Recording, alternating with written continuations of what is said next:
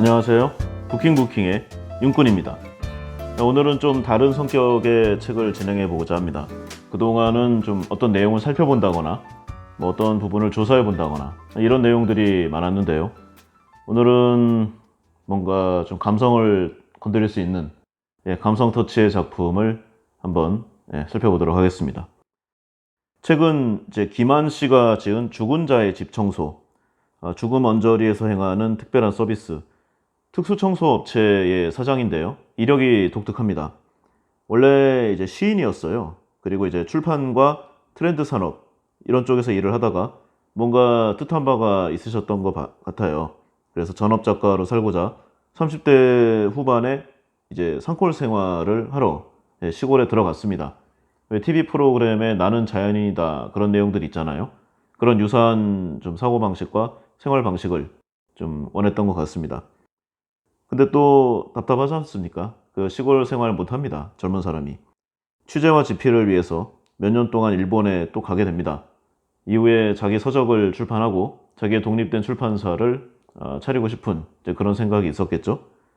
근데 이제 일본에 가서 새로운 내용들을 많이 봤어요. 동일본 대지진을 겪은 뒤에 그리고 이제 그 앞뒤로 해가지고 일본의 특수청소 용역업체에 대한 내용들을 많이 접하게 됩니다. 그래서 이를 좀 벤치마킹해서 한국 실정에 맞는 특수청소 서비스 회사 하드웍스를 설립했고요. 여기에 대표로 일하고 있습니다. 근데 말이 대표지 뭐 일은 더 험하죠. 이 죽음 현장에서 드러난 인간의 삶과 이 존재에 대한 기록을 남기는 것으로 시인이 되고자 했었던 젊은 날의 꿈을 이런 식으로 사회와 소통하고 있는 듯도 합니다. 여기서 나오는 이제 특수청소 업체라고 하면은 보통 뭐 집안에 쓰레기를 모아놓는 이상한 좀 성격의 그런 사람들이 있지 않습니까? 그리고 이제 자살하신 분들, 그러면 집안이 엉망이잖아요. 이런 것을 이제 처리하는 겁니다. 그리고 가끔은 범죄 현장이 있을 수도 있고, 뭐 여러 가지 내용들이 있겠죠. 인간이 생을 마감하는 그 순간에 얼마나 고통스러운 환경과 이런 마음가짐, 생각들이 있었겠습니까? 또 그에 비례한 여러 가지 사건들이 일어났었고, 그 마무리를 하는 곳이 바로 이 특수청소업체의 이야기인 거죠. 거기에 대표로 있으면서 한 10여 년간 사건을 지켜봐 오면서 사람이란 무엇인가, 인간관계란 과연 존립할 가치가 있는가, 이런 생각을 많이 하면서 그 내용을 좀 남겨놓은 것이 바로 이 책 죽은 자의 집 청소 이야기입니다.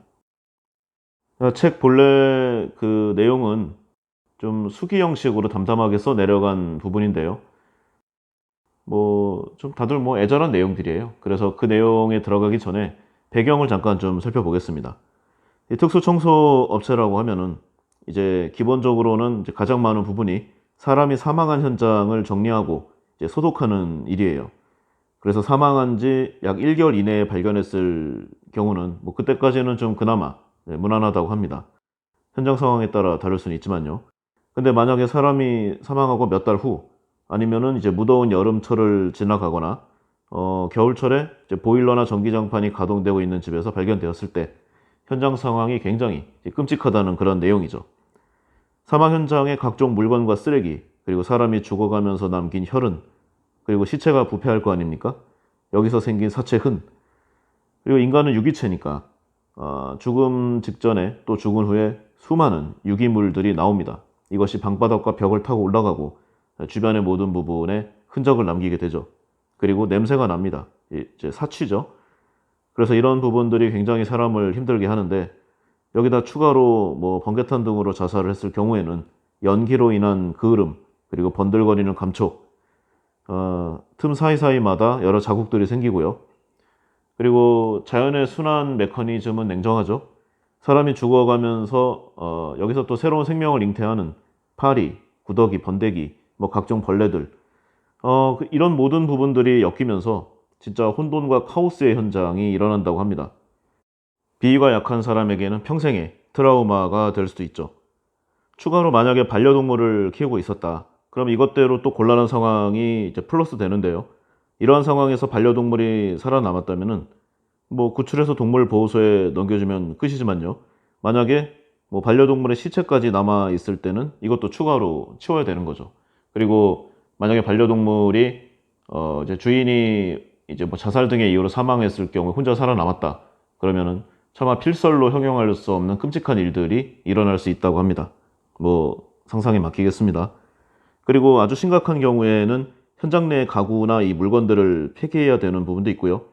뭐 각종 쓰레기를 처리하는 것은 기본인데 여기에 장판과 벽지를 뜯어내서 특수약품과 기계로 하루 종일 또는 며칠 내내 소독을 해야 합니다. 이게 굉장히 고역이죠. 하지만 그 중에서도 이 특수청소 업체 사람들에게도 가장 힘겨운 것, 바로 주변의 눈치라고 합니다. 사람이 죽어가면서 이 남긴 이러한 자국들을 치우는데 그 얼마나 좀 슬펐을까, 힘들었을까, 이런 내용들을 생각해야 하는 것이 당연할진데 주위 사람들에게 이것은 그냥 고통의 현장일 뿐이에요. 그리고 아니 죽으려면 멀쩡한 곳에 가서 혼자 죽지 왜 여기서 이렇게 했는가. 죽은 사람을 타박합니다. 매정한 세상이죠. 근데 만약에 뭐 이해 못할 것도 없어요. 어떤 특정한 건물에서 사람이 죽었다. 그러면 세입자는 다 빠지고요. 건물값은 추락하고 뭐 이런 생각이 먼저 들겠죠. 어쩔 수 없는 것 같습니다. 제가 이 책에 나와 있는 이 업체하고 그리고 기타 몇 개의 업체들의 홈페이지를 가보고 블로그를 좀 살펴봤는데요. 와, 정말 이런 세상이 있었는지, 이런 내용들을 사진 자료로 올려도 되는지를 좀 눈을 의심했습니다. 정말로 끔찍한 내용인데 이런 것들을 원상복귀하면서 좀 겪었을 그런 내용들, 그리고 참 대단하구나, 참 숭고한 직업이다라는 생각을 처음으로 갖게 됐습니다. 저도 말로만 들었지 직접 본 것은 처음이었어요. 마지막 남긴 자리를 처리하고 고인의 유품을 정리하는 일들을 많이 하지만요. 간혹 행방불명자의 집을 정리한다든가 이사 직후 남은 폐기물을 처리한다든가 범죄 현장을 청소한다든가 이런 내용들도 많습니다. 또한 화재 현장을 청소하는 경우도 있고요. 사소한 걸로는 뭐 새똥을 제거한다거나 양식장을 청소한다든가 뭐 기타 이분들한테는 쉽지만 평범한 사람들이 하기 힘들어하는 그런 내용들의 온갖 업무를 맡아주고 있습니다. 현재 고령사회와 더불어서요, 이 성별과 연령을 막론한 고독사 그리고 자살 현장이 많이 발견되는데요.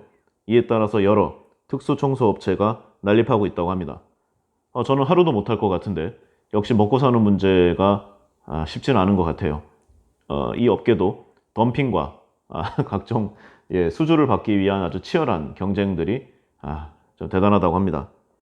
생각해보면 이 일 자체가 엄청나게 힘든 일인데다가요, 현장 상황에 따른 이제 쇼크가 동반되기 때문에 이 정도 일을 하려면 굉장히 많은 월급을 받아야 되잖아요. 그런데 뭐 처음 일을 배울 때이긴 하겠지만 봉급도 적고 주위의 눈치도 봐야 하는 이 스트레스에 시달리게 됩니다.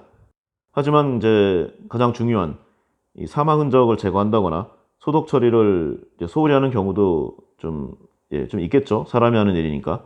그러니까 일정한 수준의 페이를 지급해야 적절한 수준 이상의 서비스가 제공된다. 이 업계에도 이 수요와 공급 법칙 그리고 퀄리티의 법칙이 적용된다. 이 말을 꼭 전해달라고 하네요. 이 업계 분들이. 뭐 업계 얘기는 이 정도로 하고요. 이 책의 내용을 좀 보면은 뭔가를 뭐 정보를 알려준다거나 하는 내용이 아니잖아요. 그러니까 이분이 이 저자가 지금까지 이 일을 해오면서 가장 인상 깊었던, 가장 임팩트가 있었던 내용들을 손이 가는 대로 그리고 좀 의식이 흘러가는 대로 한번 이야기해 보도록 하겠습니다. 이런 내용들이 있어요. 옆집에서 사람이 죽었다. 불행히도 꽤 된 것 같다. 그의 죽음을 알린 건 산자의 곡소리가 아니라 그의 몸에서 나는 악취였다. 6개월 만에 주검으로 발견된 한 중년. 그가 살던 집에 온기라고는 없다. 침대 위, 생전에 그의 체격을 알려주는 검붉은 얼룩이 차갑게 말라붙어 있을 뿐이다. 사람은 누구나 죽는다. 그러나 어떻게 죽는지는 모두 다르다. 예고 없는 죽음. 그래서 더욱 반갑지 않은 결말. 그 현장을 치우는 사람들. 그것이 우리들 특수청소부다. 이 컨트롤 Z의 업무를 하는 것 같다는 이야기를 하고 있습니다. 뭐 속어 작업인 건데요. 영어로는 undoing. 한 사람의 생전 흔적을 완전히 없애는 이러한 직업들. 고인이 쓰던 물건부터 남겨놓은 핏자국과 마지막 냄새까지 이 세상에서 그 흔적을 지우는 일을 하는 이 하드웍스의 대표, 이 책의 저자입니다. 이 작업 현장은 크게 몇 가지로 나뉜다고 하는데요. 먼저 범죄 현장과 고독사, 그러니까 자살이죠. 이 현장, 그리고 동물 사체 처리와 이 저장 강박증 등에 걸린 좀 환자들의 쓰레기집 청소, 뭐 이런 내용들이 있는데요. 그래도 가장 많은 내용은 고독사 현장이라고 합니다. 이 보건복지부에 따르면 65세 이상 무연고 사망자는 한 해도 빠지지 않고 지금 늘고 있는데요. 2014년도에 약 600명에서 이제는 한 해 1,100명이 넘어가는 이제 그런 숫자로 늘어났습니다. 실제로 고독사 현장 의뢰는 날마다 늘어나고 있고 그 빈도도 매우 빨라지고 있다고 하네요. 사례를 하나 들고 있는데요. 일산 지역에서 고독사한 한 중년 여성의 좀 이야기라고 합니다. 우울증을 오래 앓다가 가신 분이었는데 친척들이 모두 제주도에 살고 있어서 반년 이상 지나서야 발견됐다고 하네요. 유품을 정리하다 보니 전화기 옆에 메모가 하나 있었는데 이 고모는 없는 사람으로 생각하려무나. 우울증 환자들의 특징 중 하나가 이곳저곳 전화를 많이 한다는 좀 내용이 있습니다. 주변 사람들은 좀 피곤하니까 서서히 연락을 기피하게 되죠. 아마 마지막까지 연락을 받아주던 조카가 더 이상 전화를 받지 않자 급하게 쓴 내용이 아닌가 합니다. 상당히 마음을 무겁게 한 좀 기억의 장면이라고 하는데 저도 좀 느낀 바가 있습니다. 청소를 의뢰하는 사람은 이 건물주, 그리고 유족, 본인으로 나뉘는데요. 본인이라고 하니까 좀 의외인데 이 저자가 자살을 결심한 사람의 전화를 받은 적도 있다고 합니다. 근데 뭐 견적을 물어보는 것도 좀 시원찮고 날짜도 좀 제대로 얘기 안 해서 장난 전화인가 하고 생각했었는데 얼마 뒤에 경찰에게서 이제 내용을 전달받은 거죠. 이 사람의 마지막 통화가 당신이었기에 전락을 해봤다. 경찰서에 출두해달라. 이런 내용이었는데 한 통의 전화도 함부로 받아서는 안 된다는 생각을 많이 한 그런 케이스였다고 합니다.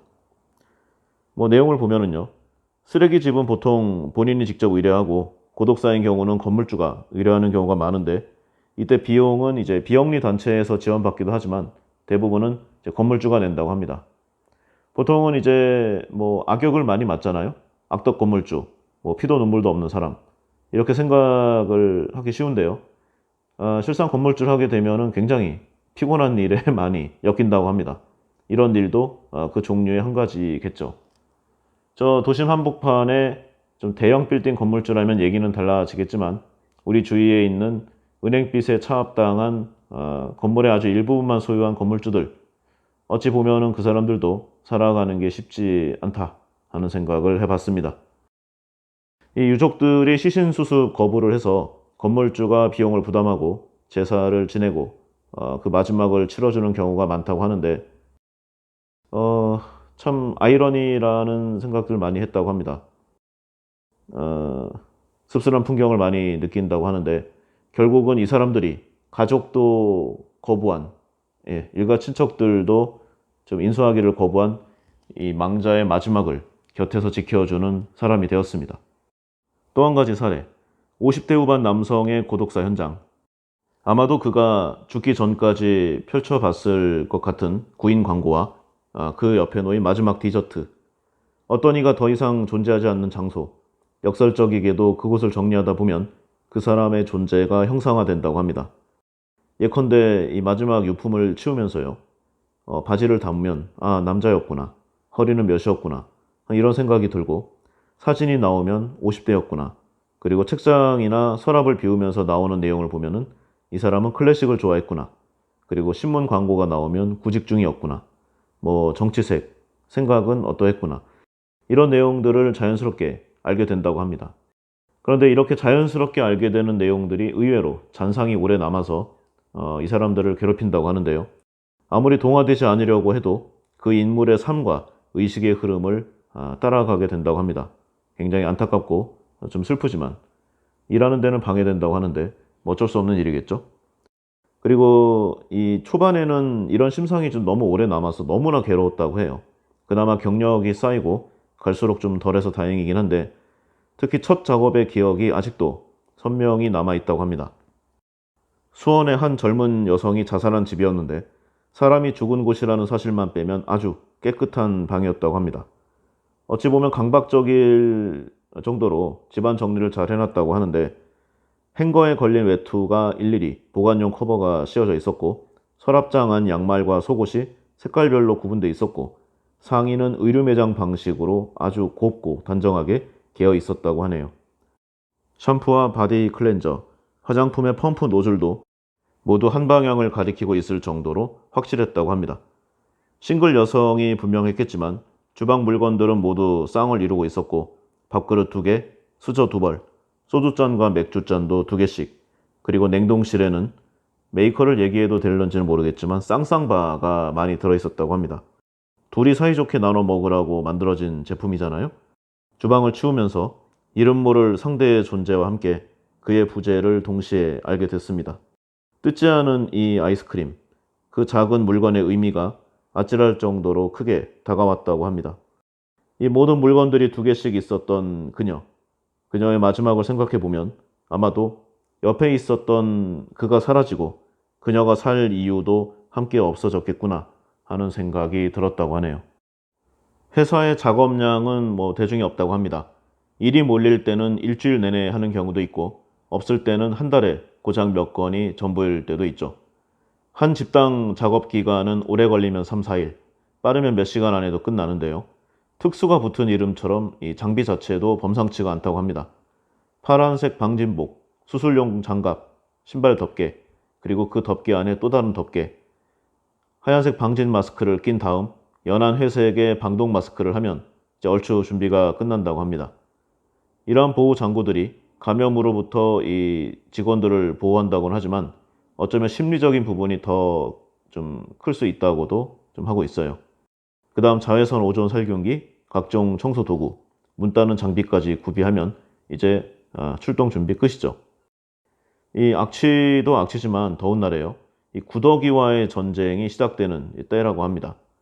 보통 4월부터 출현한다고 하는데 10월 말, 심할 경우에는 11월까지 이어진다고 해요.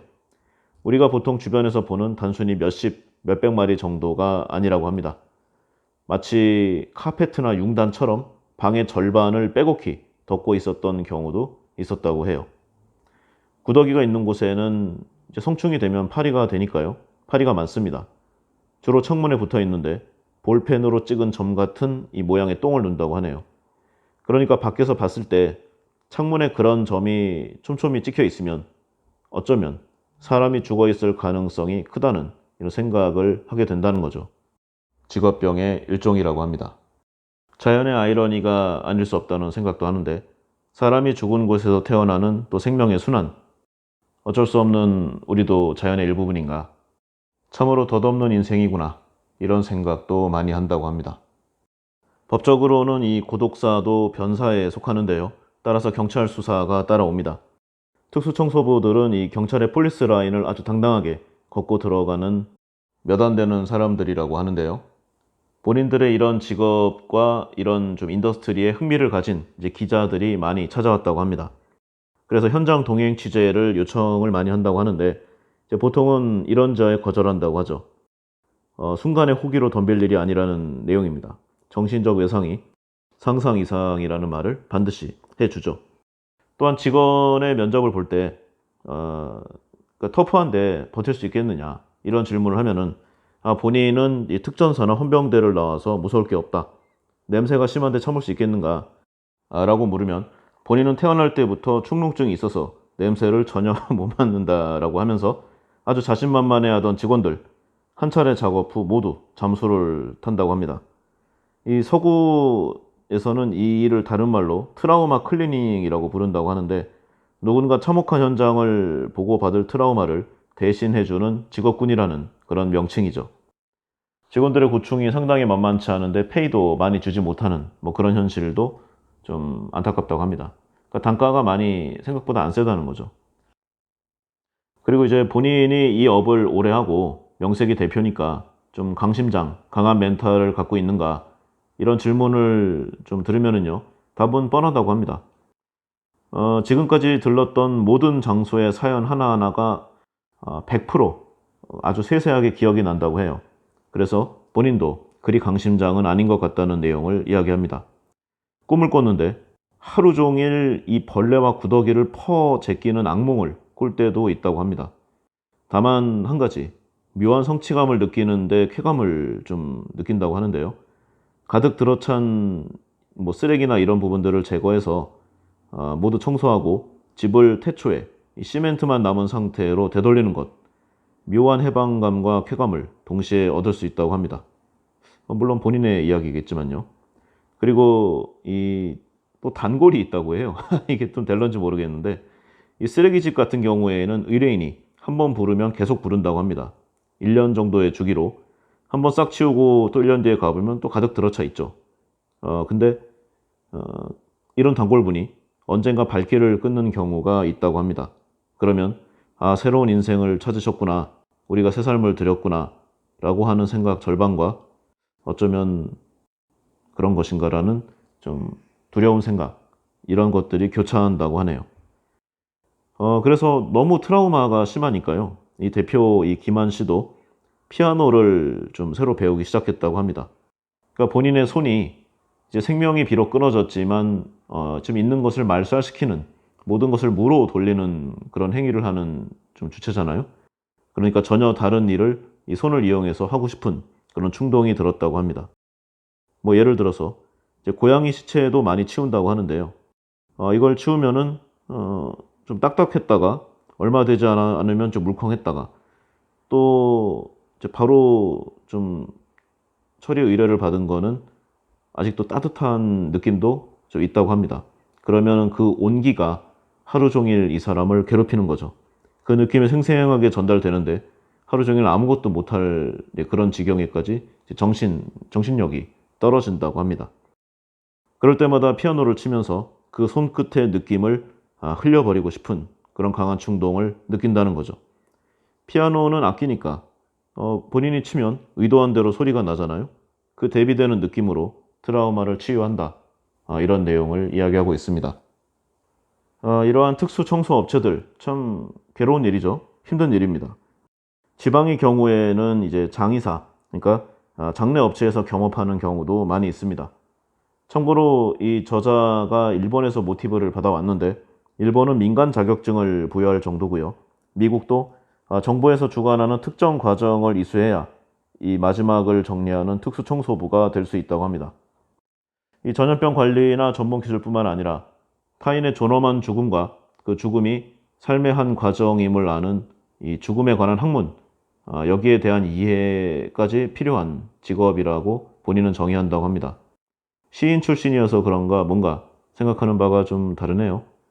현재 국내에는 이런 업무를 관장하는 정부 부처나 기관이 없어서 업종의 전문화가 많이 뒤처진 게 사실이고요. 그때그때 주먹구구식으로 해결되는 그런 부분들이 대부분이라고 합니다.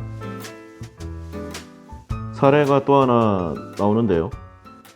특별히 기억나는 얘기를 하나 더 이야기하고 있습니다. 남편이 먼저 죽고 오랫동안 미망인으로 살다 쓸쓸히 이제 떠나간 이 다독과 중년의 집을 다녀온 후에 좀 남긴 글인데요. 서가를 완전히 비우자 빈 책장이 우두커니 서 있었다. 책장의 앙상한 골격이 마치 그의 등 같다. 한때는 건강하고 넓고 우뚝했을 그의 등. 이제는 나이 들어 야위고 뼈가 앙상한 등. 빈 책장은 어쩌면 그 주인의 십자가 같은 것은 아닌지. 빈 책장을 바라보면 일생 동안 그가 짊어진 것들이 떠오른다. 수많은 생각과 믿음, 세상을 바라보는 방식, 인생의 목표와 그것을 관철하고자 했던 의지, 이끌어야만 했던 가족의 생계, 사적인 욕망과 섬세한 취향들, 기꺼이 짊어진 것들과 살아있는 자라면 누구나 어쩔 도리 없이 져야만 했을 긴 세월. 그가 진 십자가는 또 그녀의 십자가로 대물려졌을까? 글쎄, 어느 날 들이닥친 알량한 청소부가 잴 수 있는 세월의 크기가 아니라는 것 정도는 알 듯하다. 이 책의 대부분의 사례가 이런 내용입니다. 굉장히 좀 인생을 둘러보게, 다시 뒤돌아보게 만드는 힘이 있고요. 죽음을 보는 시각을 일부분은 좀 다르게 바꿔주는 그런 내용들도 많습니다. 아주 역설적이게도 이러한 죽음의 현장에서 치열한 삶의 흔적을 보고는 한다고 하는데요. 책장에 빼곡히 자기계발 서적이 꽂혀 있는가 하면 벽면에 죽을 만큼 노력하지 않을 거면 아무것도 하지 마라 라는 글귀, 뭐 그런 애착, 무게감. 우리가 인생을 너무 눌려서 살고 있다는 생각을 많이 한다고 합니다. 본인의 역량보다 더욱 잘하기를 원하고 힘들다거나 어렵다는 감정을 드러내지 못하고 어쩌면 죽음을 보는 시각이 달라진 게 아니라 오히려 삶을 보는 시각이 달라진 것은 아닌가, 그런 생각을 항상 하고 있다고 하는데요. 인생을 너무 무겁게 그리고 진지하게만 보지 말자라는 생각을 많이 좀 한다고 합니다. 기본적으로 이제 죽음을 다루는 책이잖아요. 그러니까 이 삶과 죽음에 관한 여러 가지 이야깃거리들을 좀 원래는 좀 준비를 했었습니다. 그런데 이 책을 읽고 저도 아주 좀 많은 생각을 하게 됐고요. 뜨거운 그리고 서늘한 이 감정을 동시에 좀 얻게 됐어요. 그래서 제가 감히 함부로, 그러니까 이분이 지금 거의 10여 년 이상을 이 일을 해오면서 정말 극한의 상황에서 인생의 마지막을 좀 결심했던 이제 그런 사람들의 자리를 좀 흔적을 지우는 그런 직업이지 않습니까? 그러니까 경험의 양과 질, 그리고 그 생각의 깊이가 분명 저와는 엄청난 차이가 날 정도로 깊고 훌륭하다는 생각을 해봤습니다. 따라서 제가 뭐 알량하게 몇 개 좀 조사해가지고 뭔가를 이야기하는 것보다는 정말 뜨거운 삶의 체험인 이 책의 일부라도 좀 전달을 하는 시간이 더 뜻깊지 않나, 그런 생각을 해봤어요. 그래서 뭐 딱히 뭔가를 뭐 좀 묶어서 한다기보다는 그냥 제가 재밌었던 부분, 느낌이 강했던 부분, 그리고 많은 것을 좀 깨우치게 해주는 그런 내용들을 한번 좀 읽어보고자 합니다. 눈 어둡고 심약한 물고기여, 두려움을 헤치고 그곳에 가야만 비로소 이 지독한 심해의 압력에서 해방될 수 있다. 죽은 사람이 오래 방치된 바닥은 을에 기름막으로 덮여 있어서 미끄러지지 않도록 신경을 곤두세워 앞으로 걸어갑니다. 그 방은 바로 당신이 숨을 거둔 곳입니다. 당신은 없지만 육체가 남긴 조각들이 천연덕스럽게 기다립니다. 침대 위엔 몸의 크기를 과장해서 알려주는 검붉은 얼룩이 말라붙어 있습니다. 베개엔 살아있을 때 당신의 뒤통수를 이루었을 피부가 반백의 머리카락과 함께 말라붙어 있습니다. 천장과 벽엔 비대해진 파리들이 달라붙은 채 소리 없이 손바닥을 비비고 있겠죠. 이불을 들추면 마침내 젖과 꿀이 흐르는 따뜻한 안식처를 찾아낸 이 벌레떼가 뒤엉켜서 서로 몸을 비빕니다. 구더기들이 온몸을 흔들면서 춤추는 광경을 보고 있자면 알코올이 담긴 유리단지 속에서 영원히 박제된 것만 같았던 나의 뇌가 온기를 되찾아 꿈틀거리기 시작합니다. 좁아졌던 시야가 비로소 터널을 벗어난 듯 밝게 열리고 내가 이곳에 방문한 이유가 선명하게 떠오릅니다. 이곳에서 새로이 탄생한 작은 생명체들은 나에게 스텝을 또 다른 방향으로 옮길 때를 알려줍니다. 여기에서 당신은 홀로 숨을 거두었고 꽤 오랫동안 그대로 머물렀고 오늘부터 나는 남겨진 흔적을 정성껏 지울 것입니다. 글의 초입 부분이고요. 16페이지에는 이런 내용이 있습니다. 섬유유연제의 라벤더 향과 사람이 부패하며 만들어낸 것이 뒤엉켜서 매우 불쾌하면서도 달콤한 냄새가 코에 스며들었다. 어둠 속에서 손을 뻗어 전등을 켰을 때 눈앞에 펼쳐진 예상 밖의 광경에 이 곤두섰던 신경은 금세 놀라움이라는 감정 뒤로 밀려났다. 자살 현장에서 뜻밖의 마주한 캠핑장, 연분홍색 텐트가 방 한가운데 둥그렇게 세워져 있다. 입구에는 소주병 67개가 놓여 있고 텐트 안에 두꺼운 에어매트가 팽팽하게 부풀어 있다. 누가 봐도 이곳은 잠시 머물고자 꾸린 거처이다. 방이라는 공간에 놓여서 이상하게 보일 뿐 그대로 강변의 자갈밭이나 숲으로 옮겨 놓아도 이상할 것이 없다. 주변엔 TV도 화장대도 없다. 입주자의 냄새를 풍기는 것은 흔히 행어라고 부르는 천장과 바닥을 잇는 여러 개의 금속봉으로 이루어진 옷 보관 렉뿐이다. 생의 마지막을 떠났을 그녀의 모든 살림은 이 몇 개의 노란색 상자에 고스란히 담겨 정식 이사업체가 아닌 개인이 운전하는 경화물이나 작은 승합차로 옮겨져 고시원에서 원룸으로, 지하방에서 계단이 많은 지상의 집으로 전전했을 것이다. 텐트와 화장실 입구 사이 장판에 혈액이 말라붙어 있다. 불쾌한 라벤더 향을 견디며 조심스레 엎드려 바닥을 닦아낸다. 화장실 전등 스위치가 있는 벽면에도 피가 말라붙어 있다. 그녀는 화장실 위 천장에 연결된 도시가스 공급관에 목을 메고 스스로 마지막을 떠난 것이다. 바닥을 닦다가 앉은 채로 잠시 천장의 가스관을 올려다본다. 문득 내가 그녀의 시점으로 이 공간을 내려보는 듯하다. 저기에 매달렸다면 그녀가 생에서 마지막으로 본 광경은 잠시 뒤에 내가 분해하려는 바로 저 텐트의 정수리였을 것이다. 시도, 철도 모르고 찾아오는 인간의 상상이란 잔인하다. 모든 살림을 한눈에 내려다보며 마침내 삶을 끝내려는 그녀는 과연 어떤 심정이었을까? 친구여, 이 모든 것이 그저 어느 날 당신과 내가 함께 꾼, 깨고 나서 돌아보면 웃어넘길 한낱 부질없는 꿈이었다고 말해주게. 그녀의 흔적을 계속 찾아보니 가방 속에서 이력서가 발견되었다. 그녀는 고등학교 졸업과 동시에 대기업 휴대전화 부품 공장에서 일했다. 5년을 근속하고 또 다른 대기업 공장으로 옮겨 또 몇 년 동안 일했다. 2년 뒤면은 30이 될 나이다. 단색 배경에 표정 없는 증명사진. 한 반에 동명이인이 꼭 한 명은 있을 것 같은 흔한 이름. 이력이라곤 단 몇 줄뿐. 여백을 많이 남긴 이력서는 그녀가 짓는 풍부한 표정과 좋아하는 음식과 오랫동안 따라 부른 노래와 닮고 싶었던 사람과 사랑하는 친구의 옆모습에 대한 기억은 담아내지 못한 듯하다. 텐트 뒤에서 책 몇 권을 발견했다.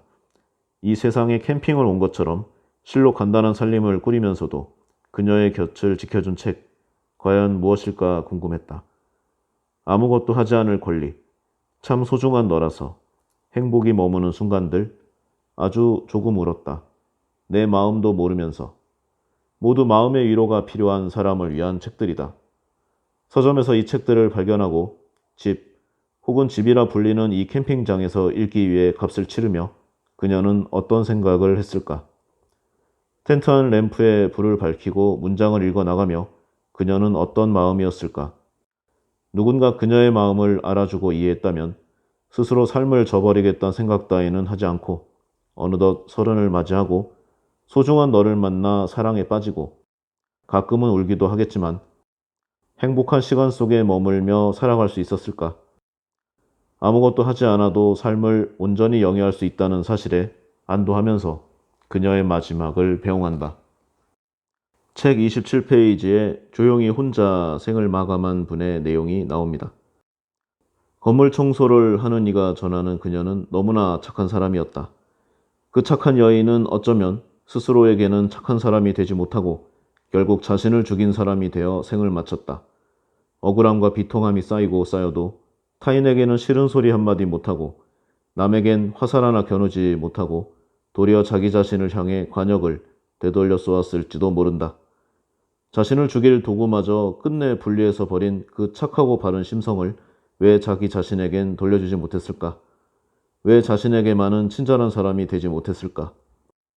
오히려 그 바른 마음이 날카로운 바늘이자 강박이 되어 그녀를 부단히 찔러온 것은 아닐까? 그녀가 마지막에 분리수거한 종량제 봉투. 죽어가면서 이 흔적을 남긴 그녀의 심정은 어떠했을까? 번개탄에서 벗겨낸 포장지와 병원에서 받았을 수십 장의 약 봉투로 가득 채워져 있었다. 앨범과 액자에서 빼냈을 이 수많은 사진의 모서리가 뾰족한 톱니가 되어 봉투를 뚫고 나갈 듯 날카롭게 찌른다. 그 모든 것이 죽기 전에 스스로 정리한 것이리라. 그녀의 못다한 이야기, 한숨과 절망 가득한 사연이 그녀가 죽기 전에 자신의 방의 모든 쓰레기를 정리하고 물건들을 분리수거한 뒤 마무리를 한 이 작은 봉투에 고스란히 담겨 있는 것만 같다. 어떤 날은 이 세상에 온갖 알 수 없는 사연이 바람에 실려와 잎이라곤 모두 떨어지고 앙상한 마침내 가지만 남은 내 마음을 세차게 흔든다. 41페이지의 이야기입니다. 주로 가난한 이가 혼자 죽는 것 같다. 때때로 부유한 자가 혼자 살다가 자살하는 경우도 있지만 자살을 고독사의 범주에 포함하는 문제는 세계적인 인류학자들 사이에서도 의견이 분분하니 일단 논외로 해보자. 고급 빌라나 호화주택에 고가의 세간을 남긴 채 이른바 금은보화에 둘러싸인 채 뒤늦게 발견된 고독사는 본 적이 없다. 부름을 받고 다다르는 곳곳에 가난과 고독의 그림자가 드리운다. 검게 색 바랜 이 빈곤의 잎사귀가 우수수 떨어져 도처에 널브러져 있는 것 같다. 내 시선이 오랫동안 가난에 물들어 무엇을 봐도 가난의 상징으로 여기는 것은 아닌가. 어떤 날은 주근이의 우편함에 꽂힌 채 아래를 향해 구부러진 고지서와 청구서마저 가난의 등이 휜 것처럼 보인다. 가난해지면 필연적으로 더 고독해지는 것일까? 빈궁해진 자에게는 가족조차 연락을 끊나 보다. 옆집에서 풍기는 이상한 냄새를 의아하게 여긴 이웃의 신고로 주검은 뒤늦게 발견되고 경찰은 그제야 사망의 원인을 규명하고 유족을 찾아 나선다. 나 같은 일을 하면서 유족이 시신수습을 거부하는 상황을 보는 일은 그다지 별스럽지 않다. 진작 인연이 끊긴 가족과 생면부지의 먼 친척이 느닷없는 부음을 듣고는 네, 제가 장례를 치르고 집을 정리하는 데 드는 모든 비용을 책임지겠습니다. 이렇게 선뜻 나서는 경우는 거의 없다. 혹시 빛을 떠안지 않을까 하며 아주 빠른 속도로 재산 포기 각서를 쓰는 경우만이 기억에 남아있다. 가난한 자에게도 넘쳐나지 못해 남아도는 것이 바로 우편물이다. 체납 고지서와 독촉장, 가스와 수도와 전기를 끊겠다며 으름장을 놓는 미납요금 경고장, 경고한 대로 이제 공급을 중단하겠다는 최후 통첩장, 이러한 것들이 우편함에 아주 빽빽하게 꽂혀 있다. 현관문 앞엔 붉은 딱지 위에 노란 딱지, 또 다른 우편물이 도착했으니 기일 내 찾아가라는 흰색 딱지들이 계속 붙어 있다. 채권자는 시중은행의 냉랭하지만 점잖은 얼굴에서 카드사와 캐피털 회사의 핏기 없는 얼굴로 바뀌었다가 어느덧 마지막에 대부업체의 험상궂은 얼굴로 바뀐다. 회수되지 못한 채권을 헐값에 사 모은 또 다른 채권자는 부지런히 독촉장을 보내고 전화를 걸고 불편한 걸음을 마다하지 않고 몸소 집으로 찾아와 배를 누른다. 합법의 울타리 안팎으로 흰 발과 검은 발을 한 발씩 담근 채 교묘히 넘나들며 채무자를 압박하는 자들. 달리 생각해보면 가족은 연락을 끊어도 채권자는 끊임없이 안부를 묻는 셈이다. 빚 있는 자의 건강을 염려하는 사람은 혈육보다 오히려 채권자가 아닌가라는 슬픈 사실을 접하게 된다. 전기 공급 중단 예정일과 스스로 목숨을 끊은 날이 겹치는 경우가 많다. 희미해진 것이 명료해진다. 이 사실을 깨닫자마자 내 마음은 운동장만큼 거대한 응달 속으로 빠르게 접어든다. 이 비정한 도시에서는 전기가 끊어지면 마침내 삶도 끝나는 것인가? 독촉이 이어지다 마침내 전기가 끊긴 날, 그는 사람 키보다 높은 냉장고 앞에서 목을 메고 스스로 목숨을 끊었다. 경제적인 결핍, 가난은 차별도 경계도 없다. 모든 생명체에 들이닥치는 이 잔인한 죽음처럼. 이러한 죽음을 순수한 자살로 받아들여야 할까? 목숨을 끊은 것은 분명 자신이겠지만 이 도시에서 돈을 뺏어가고 전기를 끊는 행위는 결국 죽어서 해결하라는 무언의 권유타살은 아닐까? 체납요금을 회수하기 위해 마침내 전기를 끊는 방법. 정녕 국가는 유지와 번영을 위해 그런 시스템을 용인할 수밖에 없는 것인가? 내가 보기에 주로 가난한 이가 혼자 죽는 것 같다.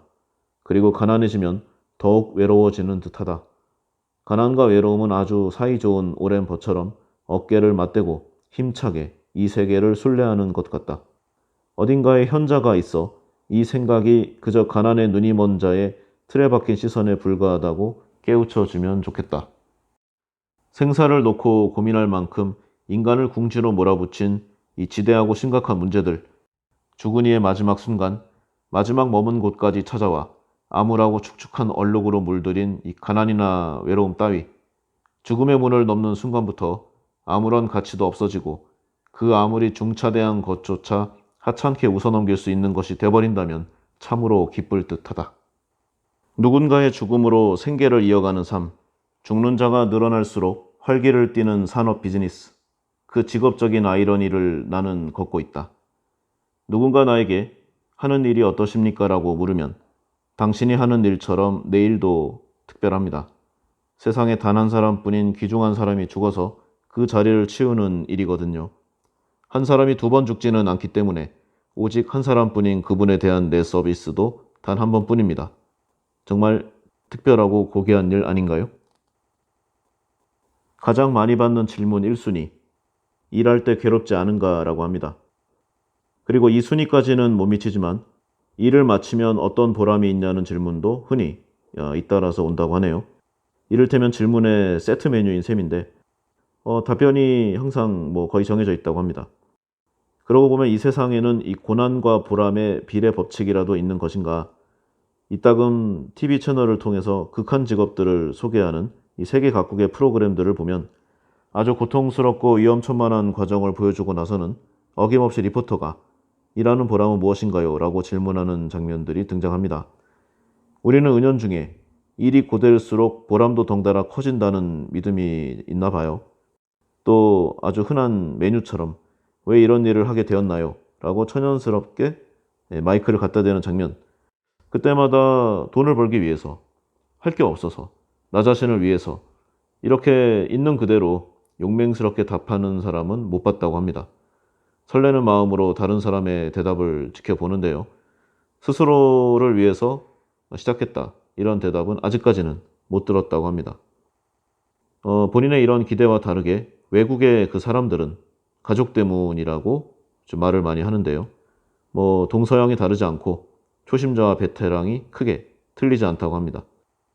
가족을 부양하기 위해 험한 일을 하고 돈을 벌며 위험과 고난을 마다하지 않는 그 사람들, 그야말로 성자라고 부르고 싶은데요.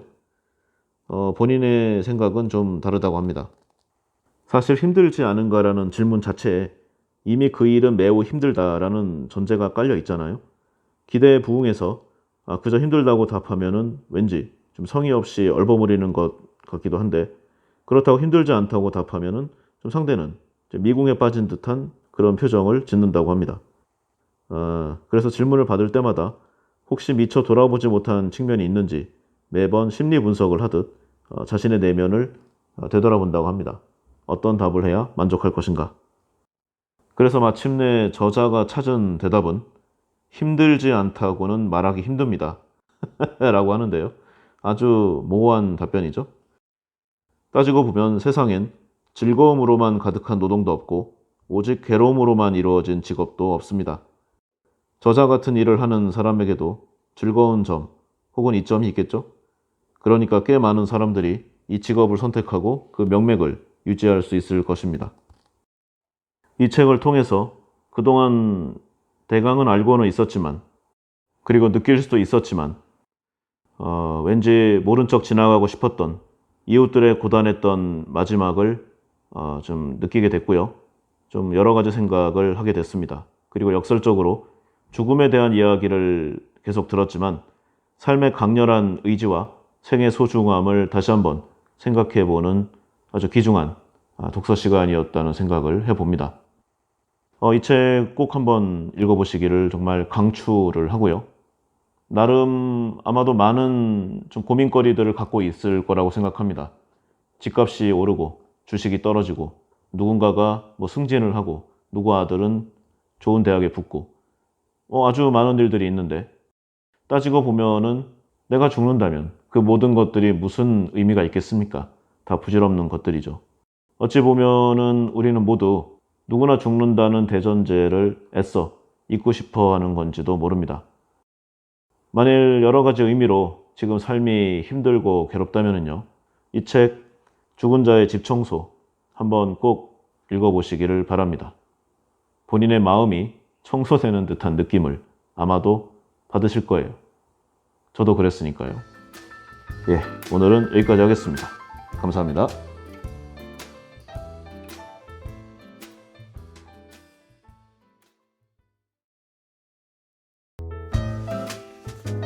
안녕하세요. 부킹의 윤꾼입니다. 오늘 지난 시간에 이어서 김한 씨의 저서 죽은 자의 집 청소 그 두 번째 시간을 진행해 보도록 하겠습니다. 이 책에는 그 1편에서 이야기한 내용 외에도 주옥 같은 명문들이 가득합니다.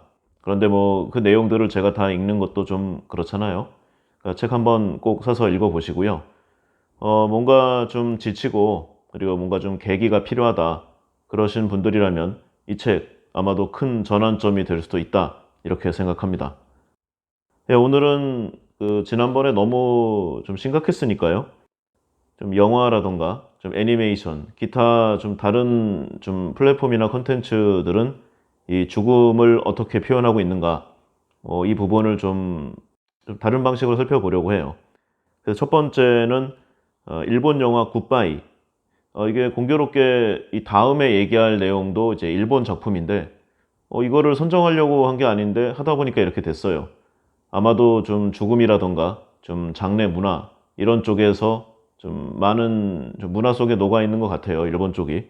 그래서 첫 번째는 원 제목은 일본어로 오쿠리비토, 예, 전송하다, 뭐 배웅하다 이런 뜻인데 영어로는 디파추어, 굿바이죠. 이 내용을 한번 좀 살펴보도록 하겠습니다.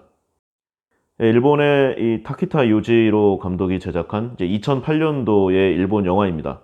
전직 첼리스트가 아주 새로운 곳으로 좀 직업을 바꾸면서 일어나는 여러 가지 일들, 그리고 심경의 변화, 이런 부분들을 아주 섬세하고 담담하게 묘사하고 있습니다. 2009년 제81회 미국 아카데미상 최우수 외국어 영화상 수상을 했고요. 제32회 일본 아카데미상 최우수 작품상의 수상작입니다. 아직 초보지만 최선을 다하겠습니다. 당신의 마지막이 행복할 수 있도록. 이 내용을 부제로 담고 있어요. 영화의 큰 줄거리를 보면 원래 오케스트라에서 이 첼로 연주자였던 주인공 고바야시 다이고 실직을 하게 됩니다. 경영난에 휩싸이게 되죠. 그러니까 첼리스트로서의 직업을 잃게 됩니다.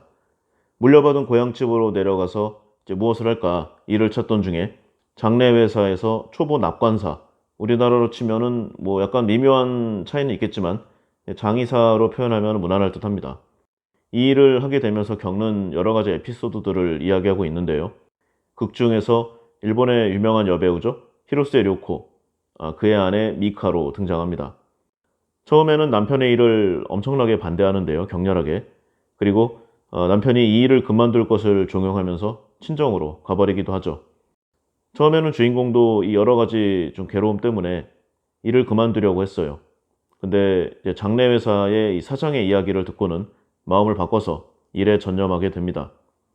이 국중 이 장의사 회사의 사장이자 이 업계 스승이기도 한 이 선배 장의사가 일을 하는 모습, 고인을 배웅하는 엄숙하고도 숭고한 그 태도를 보고 감동한 주인공.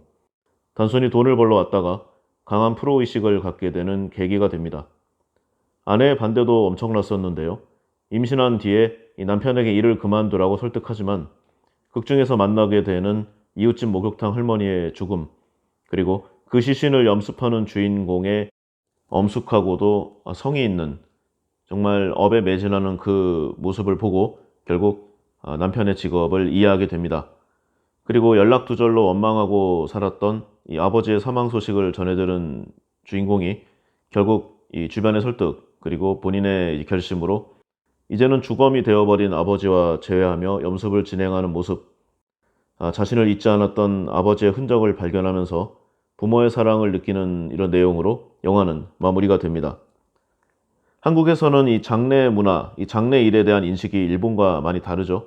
그래서 구체적인 묘사에 약간 혼란을 겪을 수는 있습니다. 한국에서는 이 장례업이 전통적으로 좀 학식과 경험이 많은 중년 이상의 좀 노년층들이 하는 일로 여겨졌어요. 지금까지는.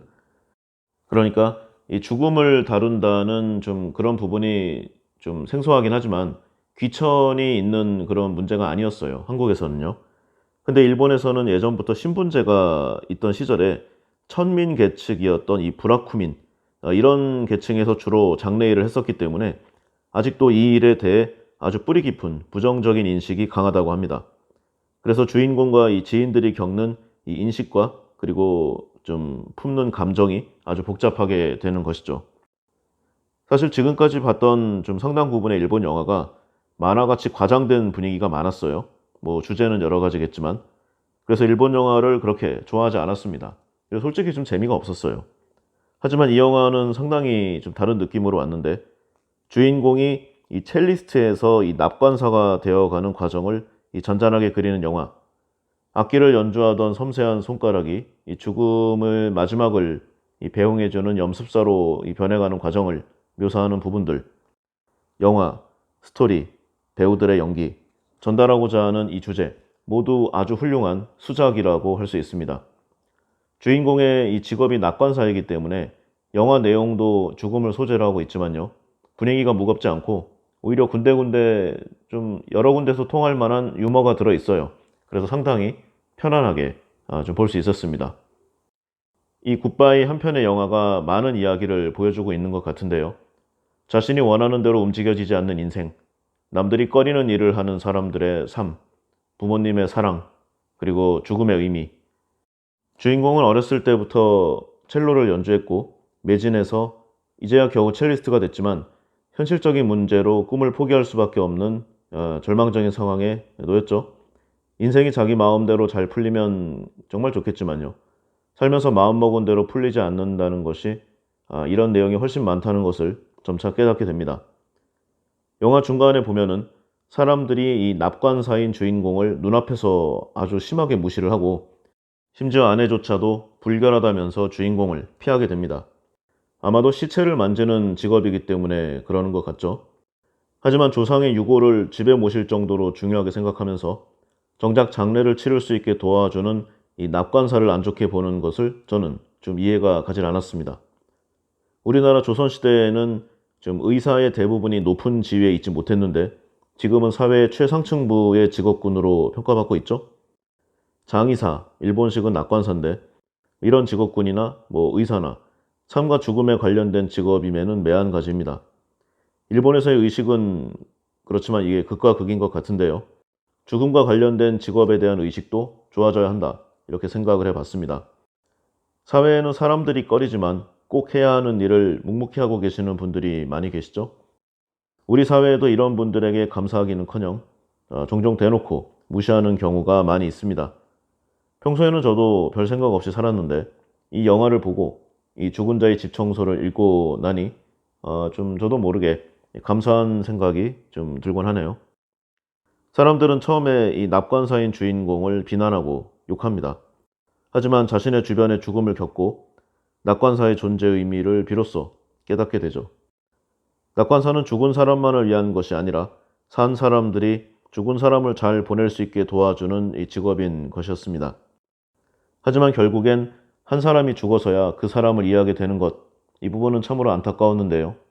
있을 때 잘해라는 옛날 노래가 생각나기도 합니다. 우리는 정작 살아있을 때 잘해주지 못하는 게 큰 것 같아요.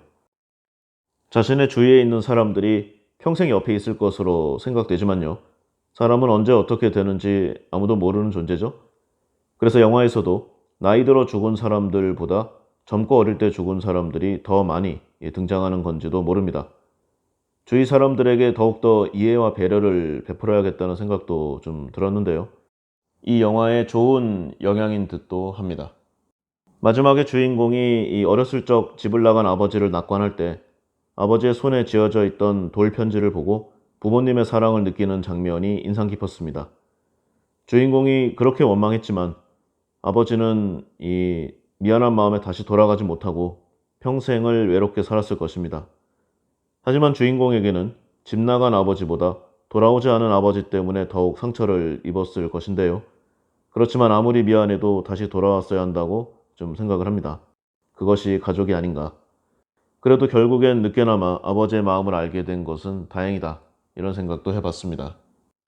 시간이 가고 때가 되면 우리 모두 죽는다는 것을 모르는 사람은 하나도 없건만 무슨 연유에선지 죽음이란 언급을 하는 것도 터부시하곤 합니다. 최종적으로 이 영화에서 말하고자 하는 건 죽음은 삶처럼 우리 일상에 깊이 파고들어 있는 아주 자연스러운 일이라는, 생물이 살기 위해서는 다른 생물을 죽일 수밖에 없다는 대사가 뜻하는 바, 삶이 있으면 자연스럽게 죽음도 존재한다는 것을 말하고자 하는 것인지도 모릅니다. 죽음이 있기 때문에, 인간의 삶은 유한하기 때문에, 그래서 더 소중한 것이고 삶이 소중한 것처럼 죽음도 소중한 것이 아닌가 하는 생각도 들었어요. 그래서 죽음의 길을 닦아주는 이 장의사, 이 낙관사가 소중한 직업이 아닌가, 이런 결론도 좀 얻었습니다. 장의사가 오래 그 역할을 묵묵히 해왔기에 오늘날 이 책의 주인공인 이 특수청소부의 영역도 사회의 귀한 존재와 앞으로 점점 더 중요한 역할로 부상할 것이 아닌가 하는 생각도 해봤습니다. 참고로 이 영화는 이 당시에 이 온갖 영화제의 수상을 휩쓸었는데요. 큰 것만 좀 봐도요. 제30회 홍콩 금상장 영화제의 아시아 영화상, 제32회 일본 아카데미상, 우수미술상, 여우주연상, 음악상. 음악은 히사이시 조, 제가 개인적으로 굉장히 좋아하는 좀 음악 감독인데요. 뭐랄까, 좀 사람의 마음을 좀 치유하는 좀 그런 좀 능력이 있다는 생각까지 들어요. 혹시 좀 마음이 좀 예, 안타까우신 좀 어려운 분들이 있으면 이 음악 꼭 들어보시기를 바랍니다. 굳이 이 영화의 사운드 트랙이 아니더라도 주옥 같은 명곡들이 가득해요. 기타로 최우수 각본상, 감독상, 최우수 나무조연상, 최우수 나무주연상, 녹음상, 뭐 조명상, 기타 등등 정말 1년 내내 수십 개의 상을 휩쓸었습니다. 아시아권에서는 거의 다 받았다고 할 수 있네요. 시간이 되신다면 이 영화 굿바이 한 번쯤 보시는 게 어떨까 하는 생각을 해봤습니다. 영화는 이렇고요. 뭐 하나 더 해볼까요? 이제 원작은 만화입니다. 이 시카와 유키라는 작가의 작품인데요. 제목은 은하에 죽지 않는 아이들에게. 예, 어둠의 루트를 잘 뒤져보시면 이 제목의 작품이 그렇게 어렵지 않게 찾을 수 있을 거예요. 총 권수는 4권이고요. 다 보시는데 아마 1시간이면 충분하지 않을까 생각합니다. 원래는 이제 4컷 만화, 그러니까 4컷 만화를 그리는 작가고 주로 좀 짧은 좀 내용 안에 촌철살인의 묘를 좀 넣는 것이 이분의 특기였는데 뭔가 좀 의미 있는 내용을 남기고 싶다. 이제 그런 생각에 이 작품을 그리셨다고 해요. 영원히 살고 싶다는 생각을 해보지 않은 사람은 아마도 없겠죠. 이 내용을 담담하게 그리고 있는데 좀 뭐랄까 묵직하고요. 여러 가지를 생각하게 하는 그런 좀 부분들로 가득합니다. 예전에 부킹 다른 편에서 얘기를 한번 한 적이 있는데요. 지금 미국 실리콘밸리의 부자들은 인간 수명 500살을 위한 연구에 막대한 돈을 투자하고 있습니다. 여기에 관련된 다양한 방면에 인간 불로불사의 테크놀로지는 나날이 발전하고 있죠. 조금이라도 더 살기 위해 조금이라도 몸에 좋다는 것은 무엇이든지 먹고 어떤 짓이든 할 수 있는 것이 사람입니다. 그런데 생각해 봐야 할 것 같아요. 오래 산다면, 그리고 그를 넘어서 마침내 불사의 수명을 갖게 된다면 정말로 행복할 것인가? 나만이 불사의 삶을 사는 삶, 내 옆에 있는 이 친구의 생애, 그 모든 것을 지켜봐야 하고 마침내 그의 죽음을 함께 해야 되며 그의 자손의 태어남과 성장, 그리고 죽음, 또 그의 자손의 삶과 죽음, 이러한 생명의 순환을 계속 봐오면서 결국 인간의 생명에 대한 의미를 잃게 되는 것이 자연스러운 현상이 아닐런지 이런 생각을 좀 해봤습니다. 그러다 보면 점점 감정이 무뎌지겠죠. 생명이 하찮아집니다. 우리 왜 어릴 적에 남녀노소를 불문하고 첫사랑의 아련함의 이 기억을 나름은 다 가지고 있을 거예요. 항상 살아가다 보면은 언젠가 불현듯 생각나는 느낌들이죠. 그런데 두 번째 만남, 세 번째 만남, 네 번째, 다섯 번째 쭉 이어져 오다가요. 이제는 어느 순간 다 잊어먹었습니다. 예전에는 첫사랑에 실패하고 군대에 입대하는 사람도 많았고, 뭐 여러 가지로 좀 애환이 있는 내용들이 많이 들려왔었죠. 근데 이러한 것들이 한 7번, 8번 가면은요, 이제 헤어지는 그 순간에 친구한테 전화 걸어서 소개팅 잡아달라고 하는 이제 그런 쪽으로 발전하게 됩니다. 이게 발전인지 퇴보인지는 모르겠지만 결국 마음은 상처받고 닳는 것이죠. 그러다 결국 죽어버립니다. 마음이 모두 삭아서 없어져 버린 이런 상황에 몸뚱이만이 영원 불사를 살게 된다면 그것이 과연 인간의 삶인가? 여러 가지를 생각해 보지 않을 수가 없습니다. 이러한 평소의 생각과 관련된 작품이 있어서 참 재밌고 그리고 의미 있게 본 작품이 바로 이 만화 은하에 죽지 않는 아이들에게입니다. 한번 이야기해 보겠습니다. 죽지 못하면서 살던 흔적을 기억하는 이들에게 조이를, 이 책의 이제 서브 타이틀인데요. 처음에는 이 만화의 풍이 너무 옛날 일본 만화 풍이고요. 뭐랄까 처음에 좀 집중해서 몰입하기가 어려운 내용들이 많았어요. 좀 쓸데없는 장면들도 많이 있었고, 그만 볼까? 하다가요. 정말 할 게 없었어. 왜 그럴 때 있잖아요. 간혹 아무것도 할 게 없는 시간들. 그래서 뭐 킬링타임용으로 그냥 읽었습니다. 이야기가 있는 장편을 처음 만드는 작가라서 아마도 도입부가 좀 어색했는데 근데 가면 갈수록 마음을 울리는 내용들이 가득합니다. 여기서는 이제 1만 년이 지난 이제 지구라는 이제 상징적인 타이틀을 달고 있는데요. 뭐 이런 좀 내용들이 많이 나와요. 그러니까 인류의 문명이 이제는 사라져버린, 인간이 모두 죽어버린 이 지구인데 이제 아이들이 나옵니다. 그래서 이제 막대기를 가지고 놀다가 이 망가진 자동차 아래에 새싹이 있는 것을 발견했는데, 시간이 지나고 정신을 차려보니 이미 그 어린 새싹이 거대한 아름드리 나무가 되어 있는 모습들. 그러니까 시간이 쏜살같이 흘러간다는 거죠. 그런데 이 아이들은 영원 불사의 생명을 갖고 있기 때문에 시간의 의미가 없습니다. 이 나무가 이렇게까지 이제 커졌다면 분명 수백 년 이상의 시간이 흘렀을 텐데, 이 아이들에게는 잠깐의 그런 찰나의 순간일 뿐이죠. 시간의 의미가 없습니다. 이 만화에는 총 4명의 등장인물이 나오는데요. 초반 도입부에는 3명으로 시작합니다. 바로 엄마라고 불리는 존재와 그리고 이제 소년, 소녀인데요. 소년의 이름은 마키, 그리고 소녀의 이름은 파이입니다. 이 파이와 마키에게 엄마는 애완동물을 기르는 것을 절대로 금지했는데요. 이 마키는 그 이유를 궁금해하는 이 파이를 데리고 자신이 기르다가 죽어서 십자가를 세워준, 그러니까 애완동물들의 무덤을 보여줍니다. 애완동물들의 무덤 그 십자가가 수백 개 이상이죠. 그러니까 마키는 이미 이 수많은 마음의 상처를 갖고 있는 것입니다. 그러니까 아마도 이 마키와 파이도 수명의 차이가 있었던 것 같아요. 그러니까 불사의 존재가 된데 약간의 텀이 있는 것 같습니다. 약간이 아니라 몇천 년 이상이겠지만요. 이런 것을 보여줘도 애완동물을 기르는 것에 미련을 버리지 못한 파이에게 이제 오빠 마키는 그러면 너도 한번 길러보렴. 그래서 주위에 때마침 지나가는 강아지를 이제 잡아서 주면서 길러보라고 합니다. 그런데 얼마 지나지 않아서 아기였던 강아지는 순식간에 노견이 되고 곧 죽어버리죠. 슬퍼하는 파이에게 그래서 우리 집은 애완동물 금지라고 말을 해줍니다. 마냥 어린애같이 좀 순수하지만 좀 철없기도 하고 아무것도 모르는 파이에 비해서요, 오빠 마키는 다방면의 책도 많이 읽고 지식이 어린아이, 물론 모습만 어린아이겠지만 그 수준에 비해서 엄청납니다. 거의 과학자 수준이에요. 뭔가 생각이 깊고 어른스러운 마키. 세상에 남은 인간이 본인들 외에도 있을지도 모른다고 생각해서 좀 찾으러 나갔는데요.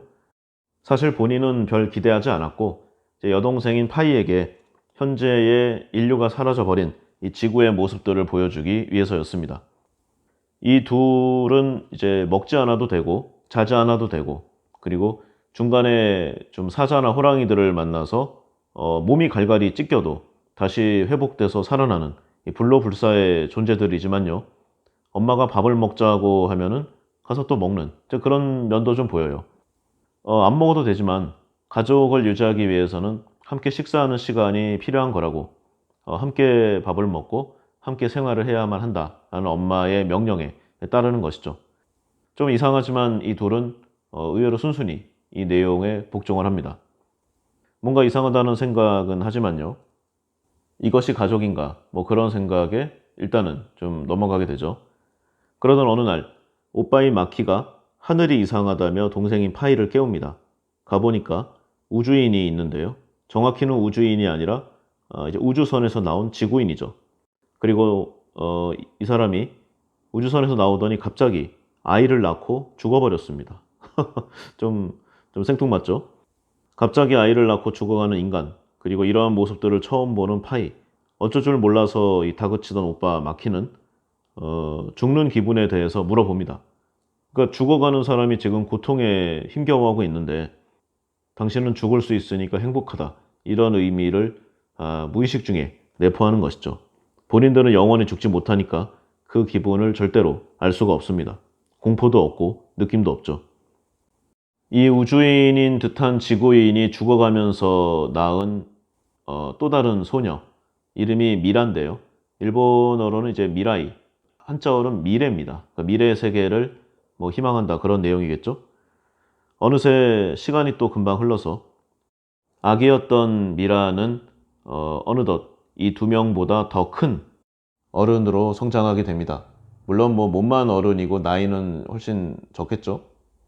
그런데 미라는 불로불사가 아니니까 이 두 명에 비해서 급격히 노쇠하기 시작합니다. 물론 노쇠가 아니라 자연스러운 생명의 순환이겠지만 미라가 나이 들어가는 모습이 이 파이는 이해가 되지를 않죠. 오랫동안 살아온 두 사람에게는 짧기만 한 이 미라의 삶. 자신만이 나이를 먹어가는 모습에 미라 역시 상당히 당황을 하는데요. 그래서 몰래 여행을 떠납니다. 자신의 정체성을 찾기 위해서. 그러다가 곧 위기에 빠져요. 이 들짐승들에게 둘러싸여서 이제 생명이 이제 촉각에 달려 있는데 이때 엄마가 나타나서 아주 엄청난 힘으로 모든 이 들짐승들을 제거하고 미라를 구해줍니다. 그런데 여기서 그치지 않고 이 미라를 죽일까 말까를 고민을 하게 되죠. 그러다가 엄마는 자신을 만난 것을 이 두 명의 아이들에게 비밀로 해달라는 말을 남기고 곧 미라를 떠나갑니다. 미라는 고마움과 동시에 강렬한 공포를 느꼈죠. 죽음을 바로 직전에서 느꼈던 것입니다. 여러 의문을 품고 이 두 명의 남매가 있는 곳으로 돌아온 미라. 그녀에게 오빠 마키가 옛날 너의 생모가 남겼다는 이 휴대폰을 하나 전달을 합니다. 그런데 어떻게 동작을 하는지를 모르니까 일단은 갖고만 있었어요. 생각해보면은 목숨을 잃을 뻔한 여행이었기도 했고 비록 짧았지만 좀 서로 떨어져 있었던 적도 처음이었고 이 세 사람에게는 강렬한 체험이었겠지만 또 시간이 가면서 다 잊혀졌어요. 미라는 어느새 이 두 명의 남매보다 훨씬 성장해서 완전히 어른이 되었지만 이 둘은 여전히 소년, 소녀의 모습이었죠. 자신 혼자만 나이를 먹는 것에 대해 고민을 하는 미라. 두 사람과는 다른 영원하지 않은 짧은 인생을 갖고 있는 본인이기에 순간순간에 최선을 다해서 살아가는 이 미라에게 다시 등장한 절대적인 힘을 가진 엄마. 아마도 처음 만났을 때 미라가 두려워했던 것은 엄마의 살기를 느꼈기 때문일 것인데요. 예전에 이 남매의 다른 펫들처럼 금세 죽어버려서 파이와 마키에게 슬픈 상처를 주는 것이 싫었던 엄마는 이 슬픈 체험을 주고 그리고 이들의 좀 마음과 정신에 영향을 줄 수 있는 미라를 제거해버릴까 하는 생각을 하게 됩니다. 우리의 생을 보면은요, 평생 순탄하고 밋밋한 그런 인생이 나은 것인가? 아니면 짧지만 강렬하고 불꽃 같은 인생을 살면서 활활 타오르는 그런 인생이 나을 것인가? 영화나 위인전기 이런 쪽을 보면은 강렬한 삶이 좋겠지만요. 저도 좀 살아보니까 굳이 일부러 그런 삶을 찾아갈 필요는 없습니다. 제 생각이니까요. 그러니까 개인의 가치관의 차이일 것인데 절대적인 힘을 가진 엄마는 영원히 살아가야 하는 이 두 남매가 좀 불편한 감정 그리고 자신들의 인생을 후회하는 그런 슬픈 감정을 가지는 것을 원치 않습니다. 그래서 자신의 자녀들에게 이렇게 악영향은 아니겠지만 이런 좀 계기를 줄 수 있는 이 미라를 해치울 그런 생각도 하게 된 것이죠. 여러 사건과 우여곡절을 좀 거친 끝에 이 엄마는 일단 잠시 떠나가게 됐고요. 이 세 명의 아이들은 좀 몇 개의 사건을 거치고 옛날 우주선에서 나온 이 미라의 생모가 남긴 휴대폰의 비밀번호를 풀게 됩니다. 거기에는 미라 엄마의 사진과 우주선의 항해 일지가 적혀 있었는데요. 뱃속의 미라를 지키기 위해서 우주에서 지구로의 탈출을 감행한 여정들이 기록되어 있었습니다. 그리고 마지막에 적혀 있는 미라의 수명에 대한 글. 그때 지구인들이 우주로 탈출을 했던 것은 지구의 심각한 오염 때문이었는데요. 결국 현재 인류보다도 수명이 짧게 된 미래인들의 삶인 것이죠. 어렴풋이 짐작은 하고 있었지만 확실하게 자신의 생모의 글로 보게 된 미라는 큰 충격을 받았고요. 원래부터 병약한 몸이었던 이 미라는 하루하루가 다르게 몸 상태가 안 좋아지기 시작합니다. 그리고 어느 날 무언가를 결심한 듯 커다란 통나무를 발견하고선 배를 만들기 시작하죠. 몇천 년을 살아오는 동안 수많은 엄청난 책들을 읽어서 지식이 풍부한 마키. 그에게 미라 너의 치료는 불가능하다라는 말을 듣고 미라는 뭔가 결심을 하게 됩니다. 조금은 냉정한 스타일의 마키 그리고 천진난만하면서 순수한 파이 이 둘과의 이별을 결심하면서 미라는 자신의 존재 의미를 찾을 수 있는 마지막 여행을 계획하게 됩니다. 그러나 미처 완성도 하기 전에 이제는 일어날 기력도 없이 완전히 노쇠해져 버린 미라에게 처음에 그 절대적인 힘을 갖고 있던 엄마가 다시 나타납니다. 그리고 너에게 영원한 삶을 선물해 주겠다고 유혹을 하죠. 죽기 전에 자신의 피를 마시면 불로불사의 몸이 될 수 있다고 말합니다. 그리고 죽은 다음에는 본인도 할 수 없으니 늦기 전에 지금 빨리 마시라고 재촉을 하죠. 하지만 미라는 단호하게 싫다고 하는데요.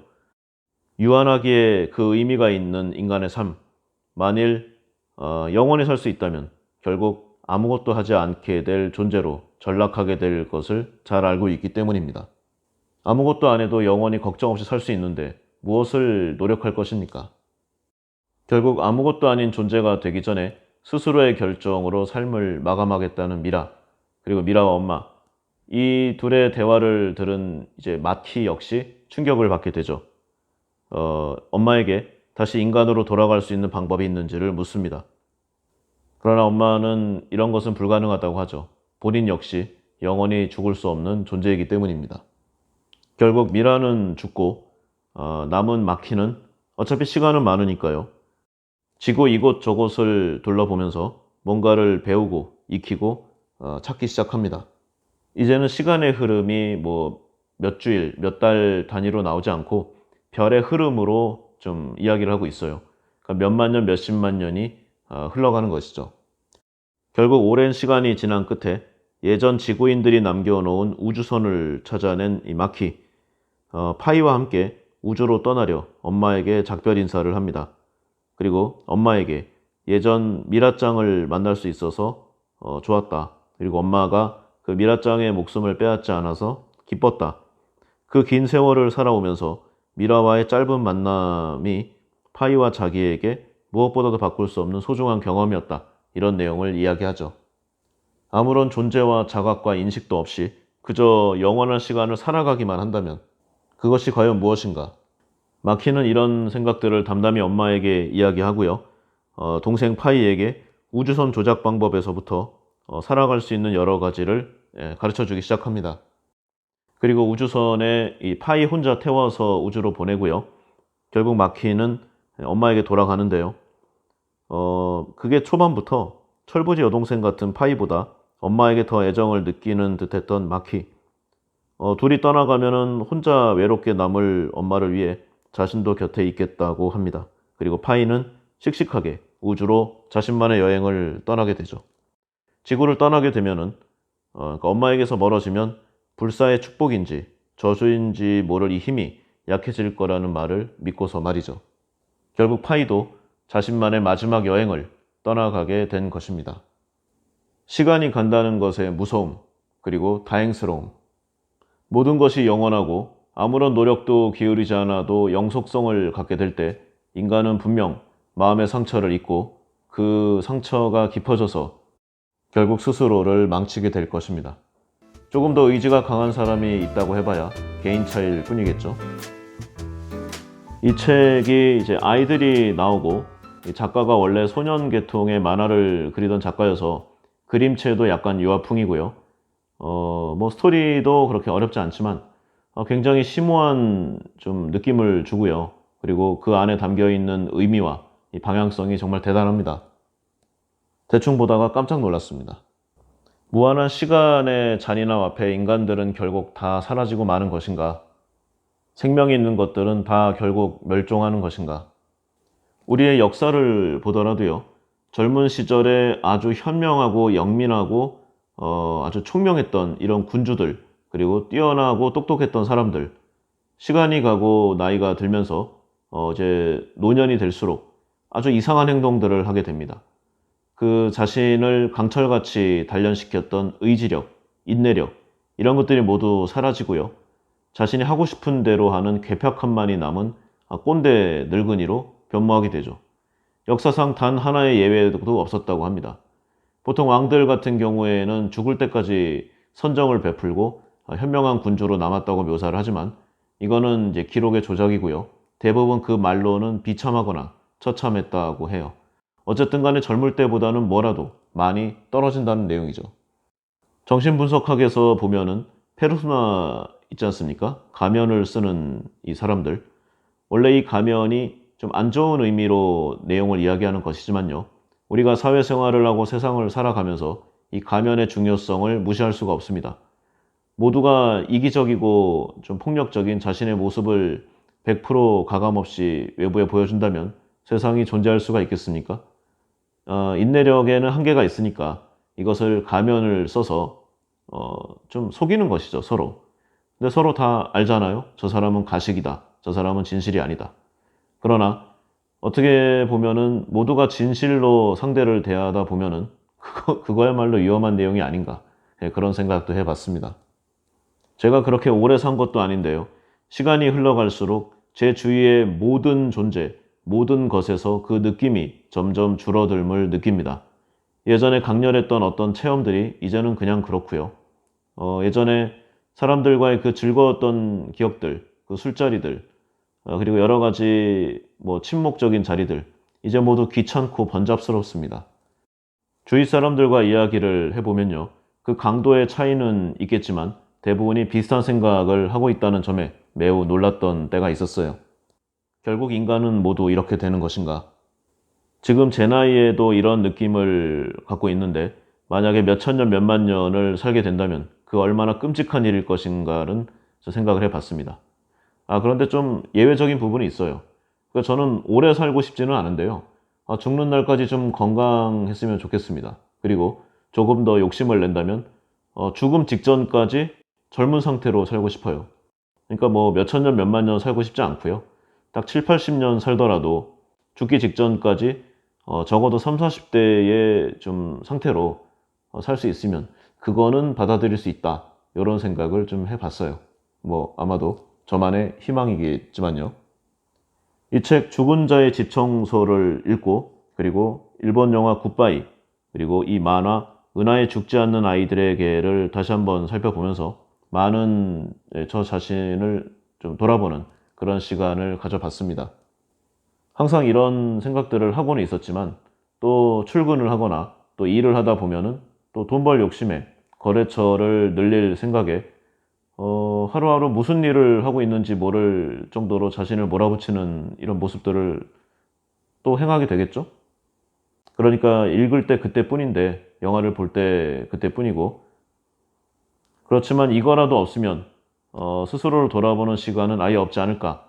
네, 그런 의미에서 오래간만에 저를 아주 강렬한 좀 성찰 그리고 자신에 대한 좀 생각 이런 계기를 준 김한 씨의 저서 죽은 자의 집 청소 아주 재밌고 흥미롭고 그리고 감명 깊게 읽었습니다. 이 방송을 청취하시는 분들께 아주 적극 강추드리면서 오늘은 여기까지 하겠습니다. 감사합니다.